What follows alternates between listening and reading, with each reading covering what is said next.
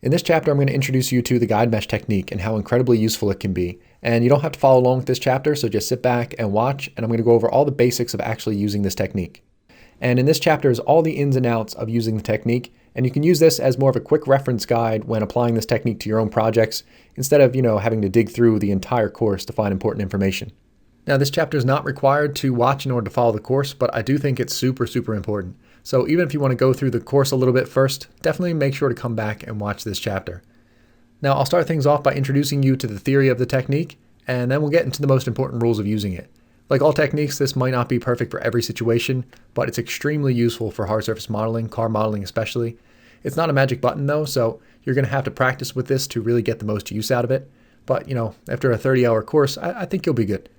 There's also a PDF with all these rules in it too, so use that and this chapter as a quick reference when working on your own projects. So to start off, in the scene here I have two hard surface panels that have a separation down the middle, and also these holes cut out of them. Now when I rotate the scene, you can see problems that are probably all too familiar to you. One of them being the reflections not passing consistently between the panels. I know, I'm triggered too. And another one, when we cut these holes out, I just added some extra edge loops in to sharpen up the corners. And of course, they're going to create those flat spots and those pinching or creasing, whatever you want to call it. It's a mess in the end. Now, one of the typical ways to avoid problems like this is to have more geometry. You can see if I go into edit mode, things are fairly low poly. If before I made these details like the separation and the holes cut out, if I applied a subsurf level or two and gave the curvature more of a structure with real geometry, then cutting those details out wouldn't have had such an impact. But of course, applying a subsurf modifier is destructive. You'll end up with a whole lot of extra geometry to work with, but you'll end up with a whole lot of extra geometry. So it just makes things less efficient and makes it harder to work with the mesh that way. But here's the thing. We already have that subsurf geometry. It's right there. I can see it. But we can't work with that directly. But what we can do is shrink wrap it. So I already set up the shrink wrap modifier over here. So I'm going to get a good view of this atrocity. And I'll enable visibility of that. And you'll see everything is absolutely perfect now. And that's because I'm shrink wrapping this subsurf geometry onto another mesh that doesn't have any of these details cut out, so it has a perfect curvature. And let me go to the second layer. So here's the mesh I'm shrink wrapping on top of. It's literally just the curvature of the model. None of the extra details, none of the cutouts, none of the seams, nothing like that. It's just the curvature. So we're shrink wrapping all of this subsurf geometry on top of this perfect surface. So that's why we now have those perfect reflections passing through the panels. No creasing, no pinching, no flat spots, no problems in the corners of cutouts like that. Everything is totally perfect. And the cool thing is, you can be kind of sloppy with the topology as well. For example, if I just tossed in a couple of triangles right there, normally that would definitely affect the curvature. But you can see with this method, it does not. Because all that matters with this method is that you have a good subsurf geometry or a good subsurf topology. As long as you have a good number of faces and the size of the faces and spacing is relatively consistent and relatively decent, then it's going to shrink wrap on top of the other mesh really well. And just as a little vocabulary right now, I refer to our final mesh here as the base mesh, and the mesh that we shrink wrap on top of, I refer to that as a guide mesh, just to kind of give them names to make things a little bit more clear. And it's also cool when you're building your final mesh, because everything's being shrink wrapped onto a perfect curvature, you can actually be pretty sloppy with the topology while you're shaping things or adding extra details.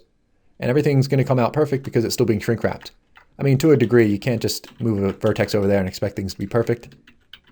But yeah, you can be pretty sloppy, and that makes the process a lot more carefree and a lot more fun when you have that kind of automatic retopology backing you up. All right, let me restore quad there. And now I just want to mention that because we're shrink wrapping subsurf geometry, which is geometry we don't have direct control over, it can create some complications, so we're going to have to do things a very particular way. And that's what we're going to be exploring in this chapter and throughout the rest of the course. So to start things off, if you want to use that subsurf geometry to make perfect surfaces, the shrink wrap modifier goes below the subsurf modifier. And I've already added that modifier in, and I have the guide mesh as the target there, so everything's being shrink wrapped onto that object in the other layer. And the next rule is that the guide mesh should always be 2 subsurf levels above your base mesh. So right now our base mesh is set to a level of 2, and our guide mesh is set to a level of 4. If I were to turn that down to 1, for example, well then these faces are going to be much larger than these faces, so we're going to end up with a faceted look like that, because several of these faces are being shrink wrapped onto one flat face on the guide mesh. That's why it's typically the smart thing to do to increase this to 2 levels above the base mesh so that those faces are a lot smaller and we get a better shrink wrap. So let me go back to the first layer. I'll tab in and out of that to update it and everything's perfect again. Now another basic rule is to have extra container loops around all of your cutouts and around all of the rims of your panels as well. This extra edge loop is going to give us extra geometry in that area, which just ensures a nice, good quality shrink wrap on top of the curvature. If, for example, I were to delete that and no longer have an edge loop there, because it's so much more low poly there now, you can see the reflections are imperfect. The curvature is just, it's not smooth anymore. So let me undo that. And that extra geometry helps a lot with getting those curves perfect. And it's going to help when we go to add in some thickness for the panels as well. It's just going to make that look better.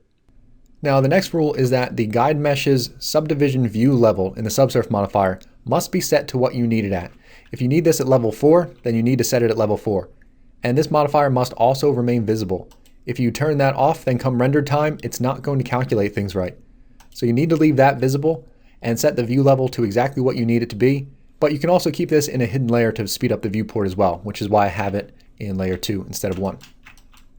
But with your base mesh here, it doesn't actually matter. You can have this invisible, you can have the view level set to 1 or 0, doesn't matter, as long as your render level is set to what you need it at. And also just a quick note for the subdivision levels for the base mesh. I would typically only use 2 subdivision levels when shrink wrapping. Then if I perhaps needed a 3rd subdivision level, I would just simply add in a new subsurf modifier at the bottom of the stack. I don't want to shrink wrap too much geometry, things will slow down. So I typically cap that at 2. That's all you really ever need anyway for shrink wrapping. In fact, sometimes subdivision level of 1 works perfectly fine as well. And so yeah, just put that extra subsurf level at the bottom of the stack if you need more. And one last note about this rule is we can have the shrink wrap modifier invisible as well, and that will still render perfectly fine come render time. And I'll typically be turning that off while we're editing the meshes throughout the course because it just speeds up the workflow. Now the next rule is something I mentioned before. It's that the subsurf geometry is what's most important for this technique. As long as your subsurf geometry is even somewhat decent, it should shrink wrap pretty darn well onto the guide mesh.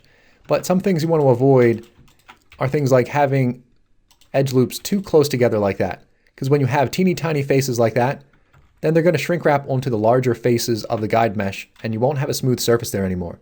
You might have a hint of a crease. I mean, it's really just a hint of a crease there.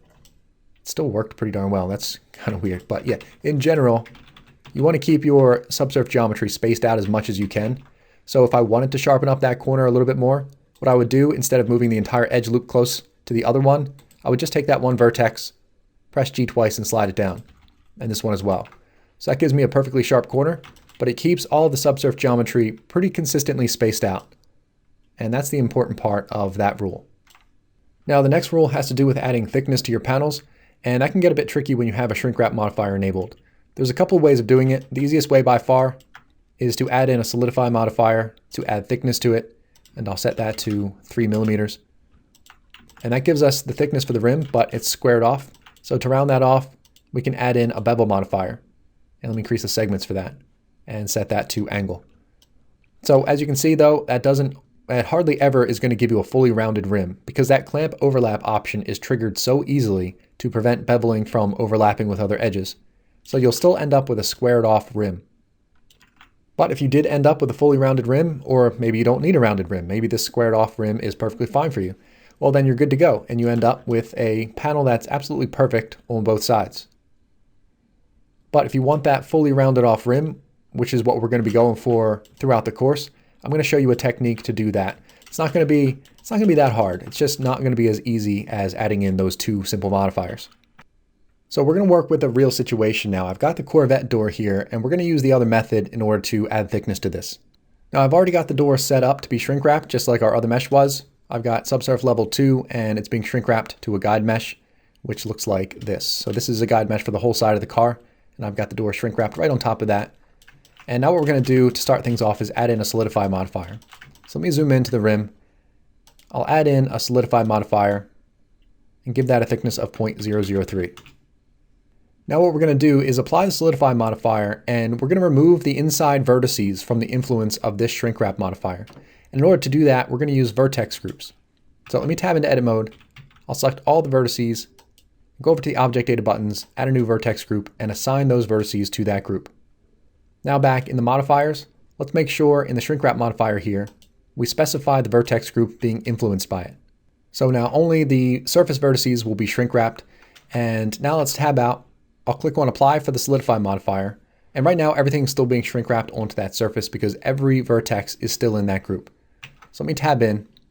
I'll zoom into the corner up here, press Control and R through the thickness, and then drop that in the middle. Then I'll press H to hide it. Now they're separate panels and I can easily press L to select all the bottom vertices there. And I'll go over to the object data buttons and remove that from the vertex group. All right, so this is what we've got at the moment. So we still have some issues that we need to iron out, but so far so good. Now at the moment, the back side of this panel is not being shrink wrapped to anything, so it has a different shape than the front of the panel. That's why we have this variable thickness going through the rims here, and it's causing some problems like the intersection right there. So we need to shrink wrap the back faces now, and we're going to use a separate shrink wrap modifier to do that, and we'll just offset it a little bit in order to restore the thickness. So let me tab back into edit mode, and I have all the back side faces selected already. So I'm going to click on the plus sign and add a new shrink wrap group, and I'll click on assign at a weight of 1. Now let's go over to the modifiers.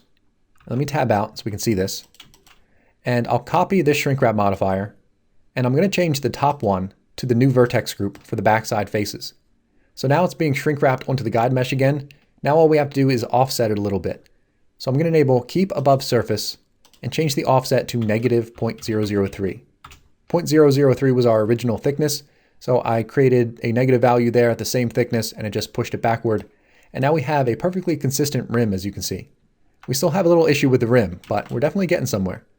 And now the back side has the same exact shape as the front, so both sides have perfect curvature. And now let's see what else we have to do. Let me tab back into edit mode now, and let's bring back our middle edge loop because it's causing some problems you can see on the corner. It's got some overlapping geometry and it's kind of sharp, and that's because all of the middle edge loop vertices are in the original vertex group, so the middle geometry of the rim is being shrink wrapped to the surface. So let me press Alt and H, and I'll zoom into the corner down here to get a good idea of what this looks like. And what we need to do is take these vertices and we need to shrink wrap them to the back first, and then halfway to the front, and that's going to give us a nice balanced look on the corner there. And you'll see what I mean. So let me select that edge loop. I'll go over to the object data buttons, and we'll assign it to the new vertex group at a weight of 1. And then select the top vertex group, which is the original surface group, and we'll turn that weight down to 0.5, and I'll click on assign. You can see how much more balanced that looks now. Now basically what just happened is we shrink wrapped all of the rim geometry to the back side first, and then halfway up to the front, and it gave us this balanced look. And it's actually important to do that to make sure we have a nice consistent rim all the way around the object. So as you can see, things are looking much better now. We still need to round it off a little bit, but we're definitely getting there. So let me go back down to the corner now, and I'll tab back in and we'll round this off. Now to round it off, we're just going to slide the outer rims in, and an easy way to select them is to have the middle edge loop selected, then press Control and plus sign on the numpad to increase the selection. Now we can hold Alt and Shift and right click on the middle edge loop to deselect it. I'll angle the view like this so I can get a good idea of the curve there, and I'll press G twice and slide those edges in like that. And it's just going to round everything off for us like that. So now we have a perfectly rounded rim, and we are good to go. Now it does get a little sharp on the backside there sometimes, and there is a way to fix that with some extra edge loops and just playing around with the shrink wrap weights, but it's not going to be necessary, especially in our case, because the details are so small there that you can't even notice it. And we're also going to be deleting the back side of this as well to make the mesh more efficient. All right, so let's actually delete those back faces now. So let me tab back in, and I'll select the middle edge loop, press H to hide it, then select all the back vertices, press X and erase those faces. Then I'll press Alt and H. Now we still have that perfect rim, but no backside faces, so our mesh is a bit more efficient. Now obviously you can keep those inside faces if they're going to be visible for your particular panel, but for all the car panels, I delete them all because they're not going to be visible for the renders. Now the next rule is about a problem that can arise around the rim after you've added thickness in, when the area is too low poly to support a big curvature. For example, if I tab in, you can see I got a pretty big curve going right through here, but I only have one edge loop, so that's really low poly. And you can see how much lower than the subsurf geometry the base mesh is. And let me show you the problem that creates. Let me switch the matte cap over to silver. And you can see right on the edge of the rim there, it just bumps up a little bit. And you can really see it in the geometry here. We have a nice sharp point at the end there. And it's easy enough to fix that. You just select the vertices in the problem area and you zoom in so you can see where the geometry is messed up. And I'll press G and then Z and move those vertices down until that rim fixes itself and is nice and smooth now. So like I said, that just happens when you have areas that are too low poly compared to the guide mesh. And this area, I definitely should have had more edge loops there. I probably should have beveled that and had like 3 edge loops for that whole area, and that would have solved that problem. And this leads me to my next rule. The closer your base mesh is to the shape of your guide mesh, the better your results with shrink wrapping will be. All right, so that'll do it for adding thickness onto the objects using this technique, and I do think this is the best technique to use. It might have seemed a little bit long-winded with all the extra explanations, but when you just go through the motions, the whole process takes maybe 30 or 40 seconds. And like I said, I do think it's the best technique to use. This gives you the most consistent thickness for your rim. Whereas if you only used one shrink wrap modifier, then you're going to have that variable thickness to work with, which you can edit to make look right. But that's a lot of editing because it's different in every part of the mesh. So when you shrink wrap both sides of the mesh, you get a perfectly consistent rim. Now the next rule is that if anything's causing trouble, or if you need to create extra details somewhere where vertices are shrink wrapped, don't forget you can just remove those vertices from the vertex groups. You don't have to keep them shrink wrapped. For example, I remember from the course, around sharp edges like this, it gets a little bit crunchy. You can see slightly weird shading in there. So if I tab in and I just simply select those vertices around that area on the rim and remove them from the vertex groups, then everything is nice and smooth now. And if something's being shrink wrapped that you need to edit, then just remove that from the group. For example, let's say I wanted to extrude these vertices back a little bit and create a new shape on the side. Then I'll just take those vertices on the rim there, remove them from the vertex groups, and now they're free to edit. So now I can just move them back or extrude them and do whatever I need to do with them. And along those same lines, the next rule is that you don't have to keep the shrink wrap modifier active. You could just have used it to simply help you create the perfect topology for your final mesh, because that's basically what it is. It's just auto retopology. Now, if you do apply that modifier, you're not going to maintain the same perfect curvature as you are when you're subsurfing or when you're shrink wrapping subsurf geometry. So you can just add some extra geometry in yourself before applying that modifier, and that will help your curvature out. Or you can even apply a subsurf level, maybe at level 1. So it gives you a little extra geometry to work with in order to maintain that perfect curvature when you apply the shrink wrap modifiers. So I'll apply all of those, and now we still have a perfect mesh, and the rims look consistent, and everything's good to go. Now the next rule is a fun one. You can actually overcome problematic topology by making sure your base mesh has clean topology. And let me show you what I mean. So here's the guide mesh for the back end of the car. And the back end of the car has this crease coming from the trunk that resolves into this smooth area here. Now in order to keep that area smooth, I had to keep it really low poly. That just allowed me to create a nice smooth curvature. But this crease here obviously had a couple of extra edge loops. So they're resolving into one edge down here, and we end up with these two triangles there. And that creates this type of pinch topology there. And it creates some weird shading, as you can see at the point around there. I mean, it's not the end of the world, but it could be worse depending on the circumstances. This is just one circumstance that popped up during the course. Now we can actually fix that by shrink wrapping quads on top of it. Nice clean quad topology. So let me go to the layer where I have the base mesh trunk.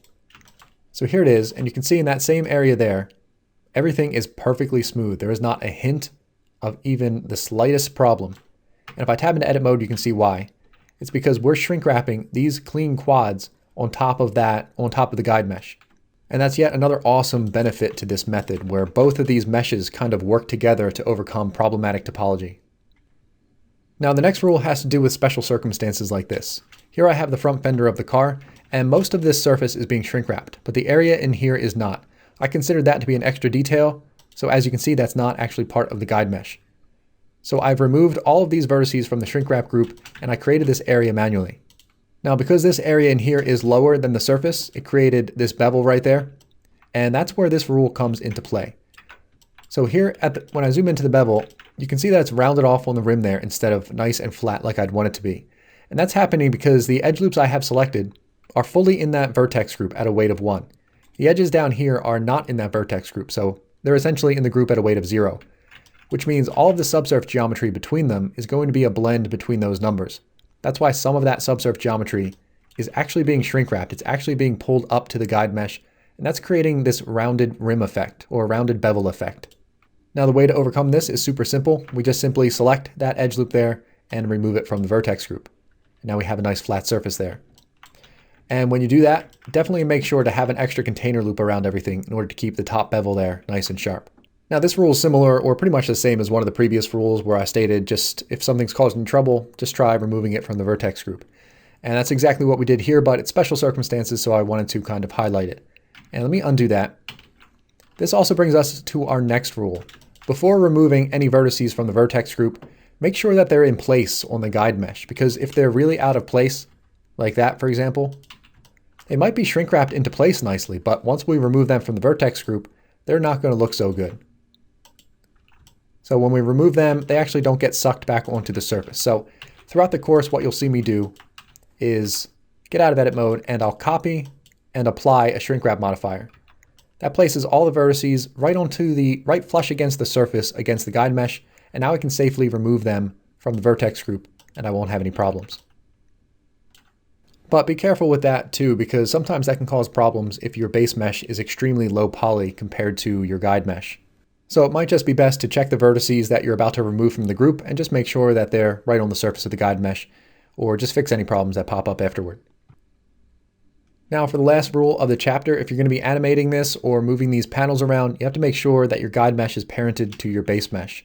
So I'll select that, hold shift and select that, press Ctrl and P and parent it to the object.